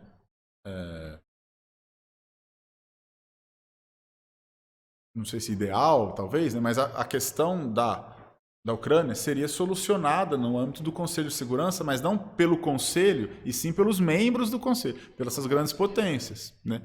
E pelo meio diplomático, é o único meio que se tem, né? Você tem, na política, na grande política, a diplomacia e a guerra.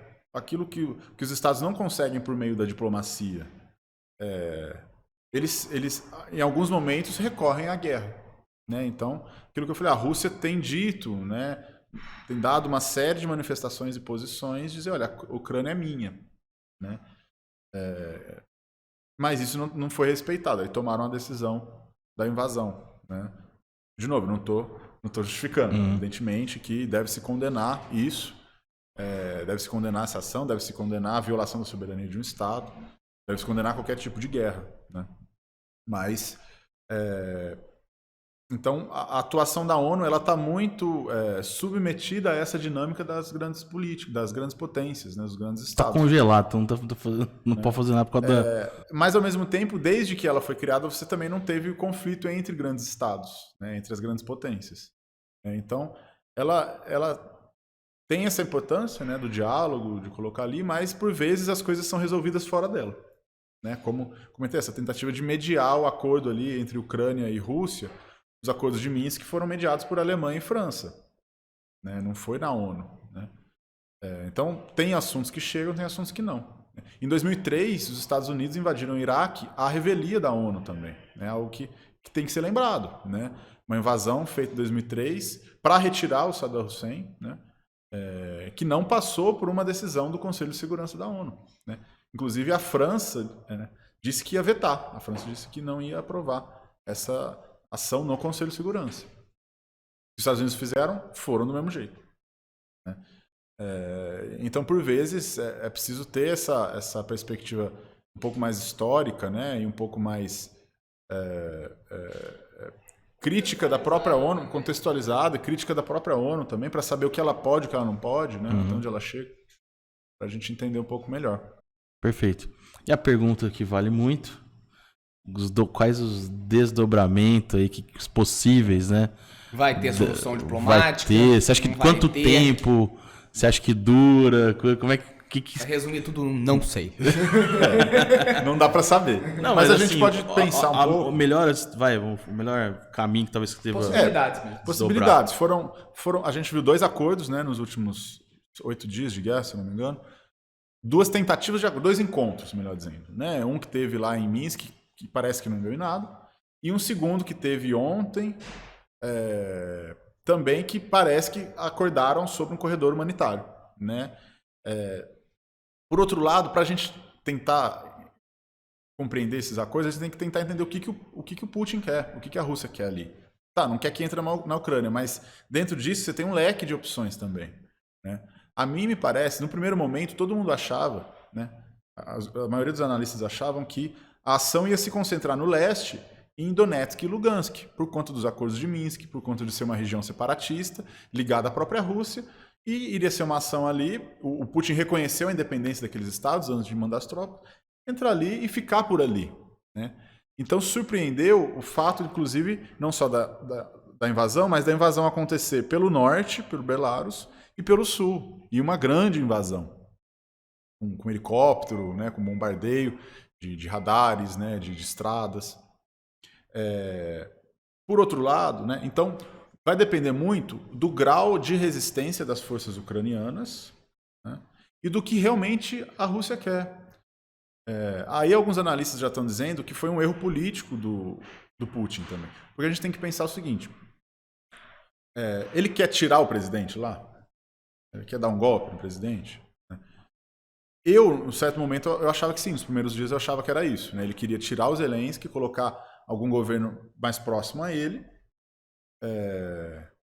Só que se ele quer isso, né? Não ter essas duas conversas, por exemplo, talvez. Não, a conversa precisa ter, para você conter o conflito, né? Mas ao mesmo tempo você ter objetivos, né? Tem um grande teórico da guerra, que também é leitura obrigatória, que é o Clausewitz, Karl von Clausewitz. Ele tem a famosa frase que todo manual de política internacional e de guerra tem, que é: a guerra ela é a política por outros meios. A guerra ela é um meio da política. Então aquilo que eu disse, os Estados não conseguem pela diplomacia, alguns recorrem à guerra. Mas a guerra não é um fim em si mesmo, não é guerra pela guerra. Tem um objetivo ali político, né?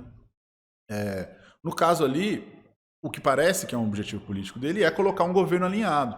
Só que ele tem um problema também do pós-retirada das tropas, né? Até quando essas tropas vão ficar?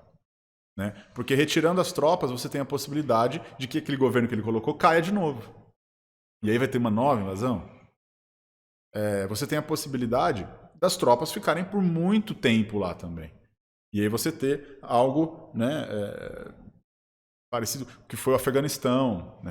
Os Estados Unidos ficaram 20 anos no Afeganistão. O governo lá só ficou de pé porque os americanos estavam lá. Mas uma hora tiveram que sair. Saíram, o negócio caiu. Né? O governo caiu no mesmo momento que os americanos saíram. Como que vai ser na Ucrânia? Né? Como que ele vai conseguir garantir de alguma forma um governo aliado ali? Você está vendo uma resistência ucraniana que está sendo apoiada pelos países da Europa, né? Envio de armas, inclusive. A gente tem que se perguntar como é que essas armas vão chegar. Eu vi que, se eu não me engano, foi a Alemanha prometeu aviões. Né? Onde que esses aviões vão pousar? Quem vai pilotar esses aviões? Vai ser um ucraniano que vai até a Alemanha pegar o avião e pousar na Ucrânia? Assim que ele entrar no espaço aéreo ucraniano, ele está sujeito a ser abatido. Né? Onde ele vai pousar? Os aeroportos estão destruídos. Né? Como que, eventualmente, sei lá, tanques da OTAN vão chegar lá? E quem vai pilotar esses tanques? Né? A partir do momento que eles entrarem ali, né, que eles estiverem sendo deslocados, a Rússia também já vai reagir para tentar conter isso. Né? Então, o que me parece que está acontecendo nessa semana é uma pressão da Rússia gradual, né, aumentando o bombardeio, aumentando a violência, concomitantemente com o canal da negociação aberto. Né? Quanto mais tempo o governo ucraniano demorar para se sujeitar a algumas decisões, pior vai ficando a situação dele e mais ele vai ter que ceder. A guerra mais longa é pior para a Ucrânia. Ninguém ganha, não, na verdade, sei lá. O país que está sob ocupação, ele tem... que é isso que ajuda a entender parte da resistência também. Ele tem do seu lado o tempo. Quando ele estende a resistência, ele tende a enfraquecer a vontade do inimigo de estar ali. Né? O Raymond Aron, né, o outro filósofo que eu comentei, ele falava que boa parte da guerra também é psicológica, né? Da vontade que se tem de guerrear, de estar ali. Né? Então, por isso essa questão da guerra de informação também, né, é importante. Né? E por isso, evidentemente, que o presidente ucraniano ele nunca vai dizer publicamente que ele está cedendo alguma coisa, né? A ideia é sempre da resistência nacional, sempre ele está fazendo um marketing, assim, eu acho que ele não tá linha de frente, mas mostraram ali fardado, linha de frente já tinha morrido já, né? Mas ele tá ali, parece que é junto ali, né? Isso é uma forma até de... E o que eu acho que a Rússia tenta, de certa forma, é também tentar fomentar algum tipo de golpe interno. Golpe militar ali que vai retirar ele, colocar talvez algum setor mais propício a negociar com a Rússia. Isso acontece concomitantemente também. A violência e as negociações. Agora, quanto tempo isso vai durar? É difícil saber o grau de resistência que os ucranianos vão ter, o grau de pressão que o exército russo vai ter, de que forma que isso pode contrariar ou não os interesses russos ali, porque às vezes você pode ter... Né, por que a Rússia não fez uma ação tão violenta logo no início? Isso certamente diz respeito à finalidade política que a Rússia tem ali.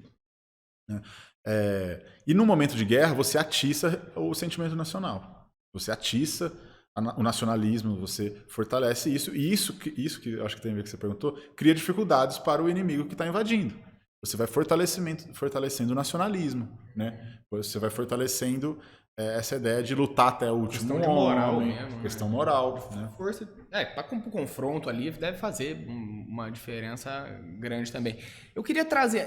Você comentou a respeito dos fertilizantes, um pouco mais em relação a comércio, sanções. Você comentou sobre os fertilizantes que pra gente, pros brasileiros aqui, poderia ser onde iria estar afetando a gente. O petróleo também. Eu queria que você falasse se são esses os pontos ou se a gente brasileiro... Falei um monte de si aqui, parecia um gago. Ou se a gente vai sofrer alguma outra consequência com isso ou pra gente estar um pouco mais tranquilo. Acho não dá difícil prever também, porque... mas o que a gente sabe é alguns lugares para ficar atento. Né? Relação com os Estados Unidos, por exemplo. Né? Como que os Estados Unidos está reagindo a essa posição do Brasil de não entrar dentro desse grupo de coalizão que vai impor pesadas sanções à Rússia. Né? Como que os Estados Unidos está reagindo nisso na relação com o Brasil? Fundamental ter em vista. Né? Eu não sei o conteúdo, mas eu sei mais ou menos os caminhos que a gente tem que ficar mais atento, talvez. Né? Estados Unidos, a própria questão... Da relação com a Alemanha e a França, né, que são atores fundamentais nesse processo,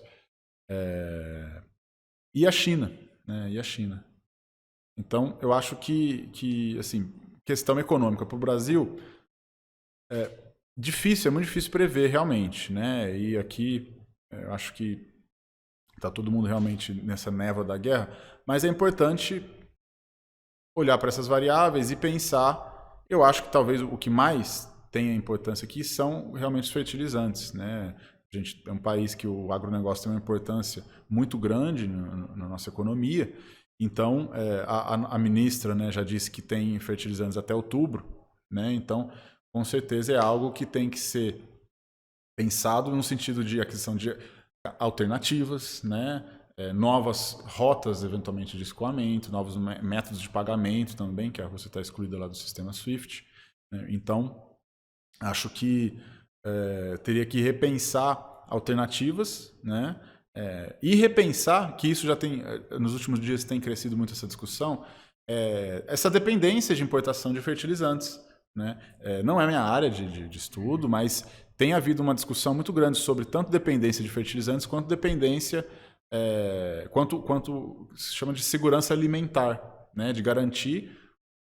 né? Eu acho que a dependência de fertilizantes entra nessa característica de uma segurança alimentar, de garantir que, em momentos como esse, como a própria pandemia demonstrou, né, ter uma dependência grande de insumos para medicamentos ou de insumos para a produção de alimentos é algo que afeta, de certa forma, a nossa segurança nacional, né, a nossa segurança alimentar enquanto segurança nacional. Né? Então, eu acho que vai crescer isso, eu espero que cresça também, as discussões sobre segurança alimentar no país, né, e sobre o acesso aos insumos, acesso a alimentos, né, e o preço dos alimentos. Uhum. Né. É mais isso que vai...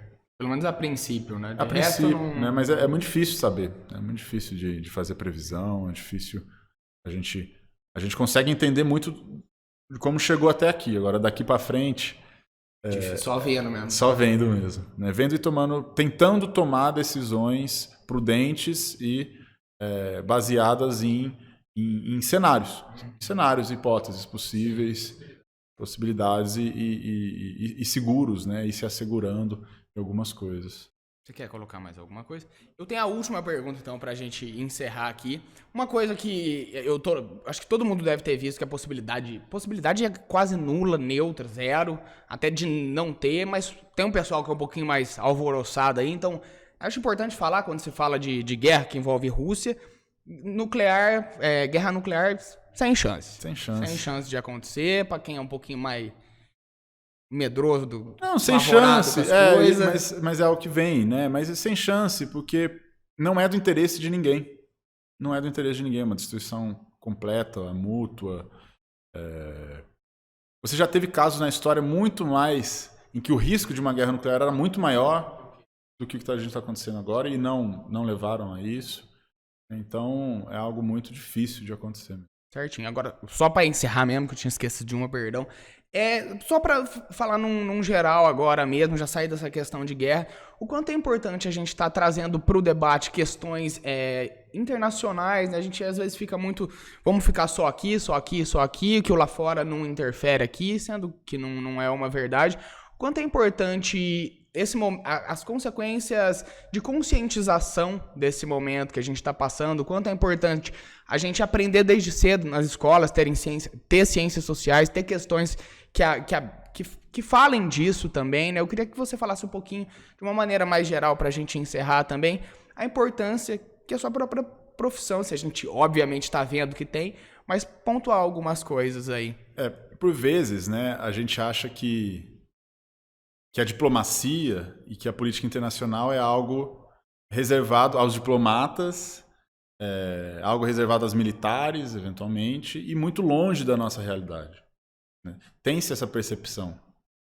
Mas o mundo em que isso era verdade, que realmente foi, né, é um mundo que ficou para trás.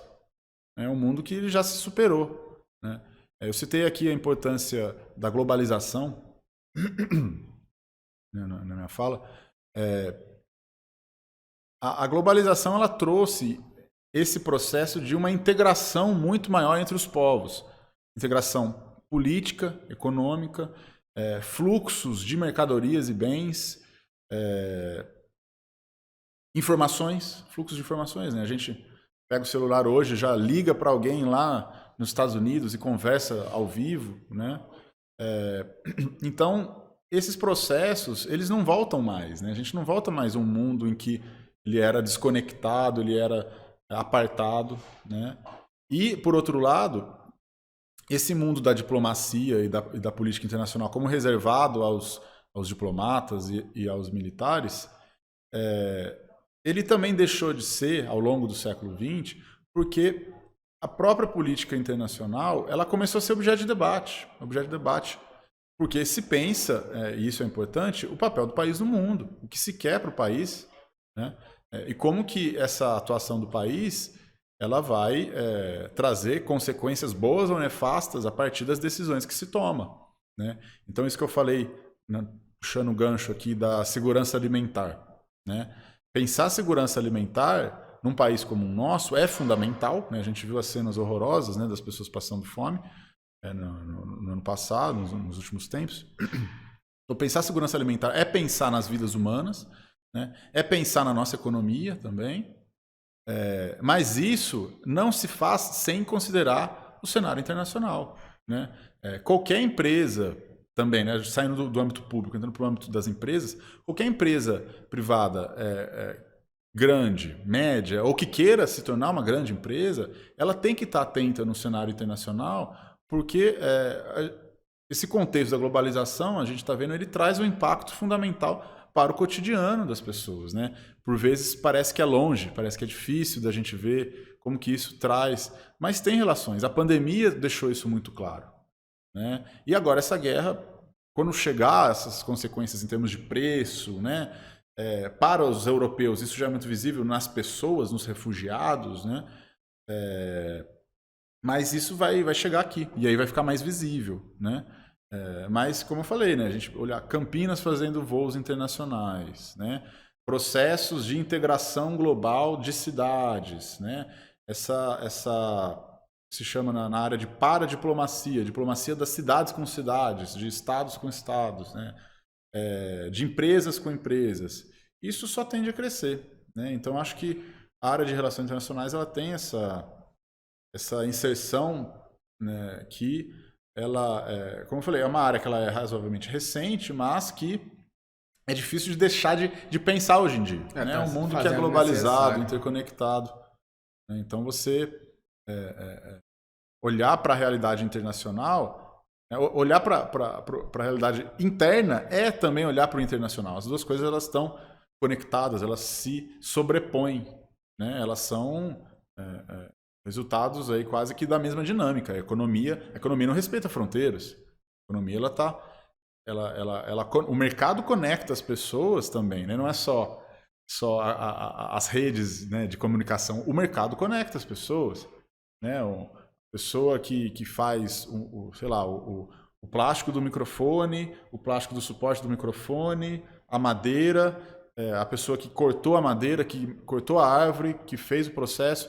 Às vezes são pessoas que não se conhecem, que se odeiam, mas que o mercado faz com que elas se conectam, né? E muito provavelmente, né, se a gente olhar em volta, que a gente consegue encontrar uma série de produtos que, se o produto não foi importado, o componente foi, né? O saber daquele produto foi, né? O know-how.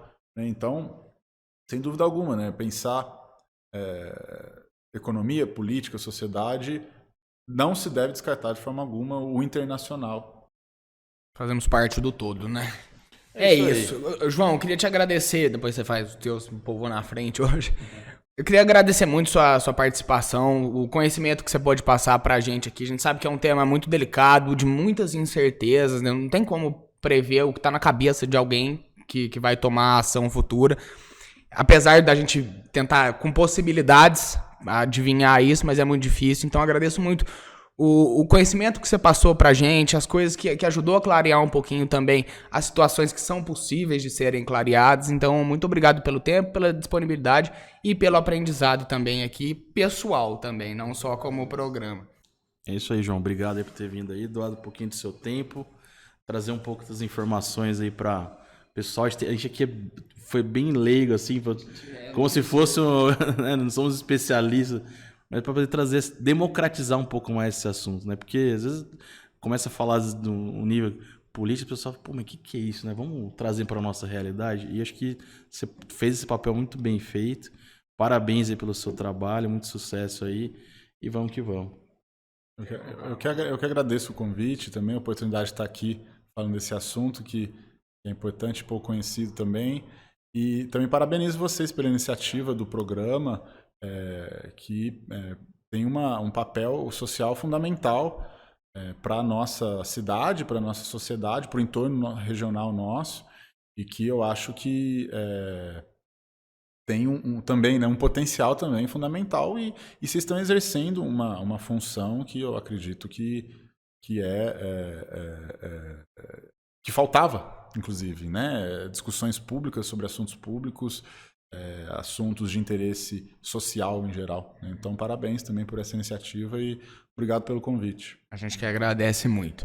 Bom, falar as coisas que precisa falar só para encerrar. O Givitalks é uma realização da produtora Jaguari em parceria com a Hello Mark e Octa Soluções. Siga as nossas redes sociais. Se você tiver interesse, vontade de estar realizando o seu próprio podcast, nosso estúdio e a nossa produção estão disponíveis para locação, né? Então entre em contato que a gente produz e o nosso estúdio está para locação.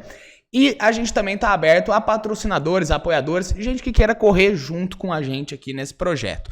Bom, é isso. Espero que a gente tenha ajudado a vocês de casa a entender um pouquinho mais sobre tudo isso. Por hoje é só e até a semana que vem. Um abraço.